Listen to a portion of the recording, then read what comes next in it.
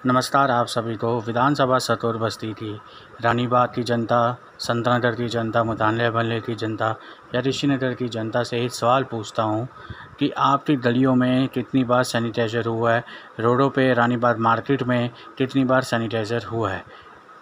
जिस तरह से पिछले साल सैनिटाइज़र होते थे, लेकिन ना के बराबर होते थे, लेकिन होते ज़रूर थे। लेकिन इस बार 2021 में कितनी बार आपके पास सतिंदर जैन के कार्यकर्ताओं ने या वन्ना जेटली के जो एमसीडी है उनके कार्यकर्ताओं ने कितनी बार सैनिटाइज़र किया है।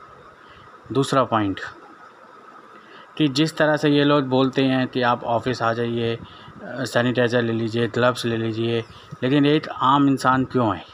जब आपको चुना है तो आप लोगों का फ़र्ज़ खुद बनता है कि आप जाइए और सैनिटाइज़र कीजिए। ये आपको पता होना चाहिए कि हम कितनी बार सैनिटाइज़र कर रहे हैं और कितनी बार हमने नहीं किया है। ये सवाल है।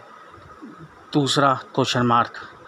तीसरा सवाल है, ये है एनजीओ क्यों आगे आते हैं? क्यों लोग अपना काम कर रहे हैं?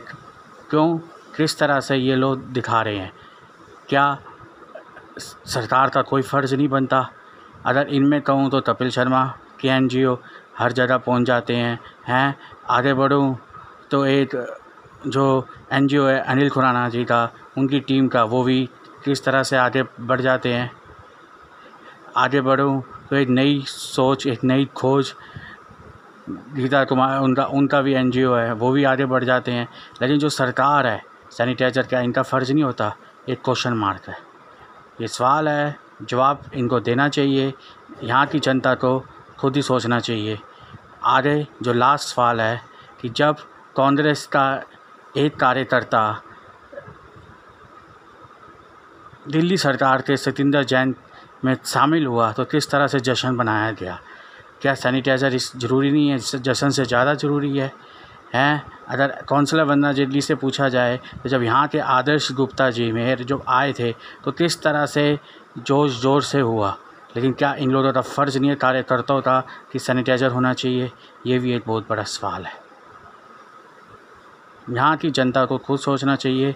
और यहाँ के इतना ही कहते हैं कि कार्यकर्ता, तो क्या इनका फ़र्ज़ नहीं है कि हम करवाएं? नमस्कार। ये ज़रूर सोचना कि यही बात आ जाती है कि जब इलेक्शन हो या कुछ भी हो तो ये ढोल चाल ऐसे करेंगे, लेकिन जो काम है ज़रूरी, गलियों में सैनिटाइज़र होना, वो ये सरकार सूरज की तरह डूबी हुई है।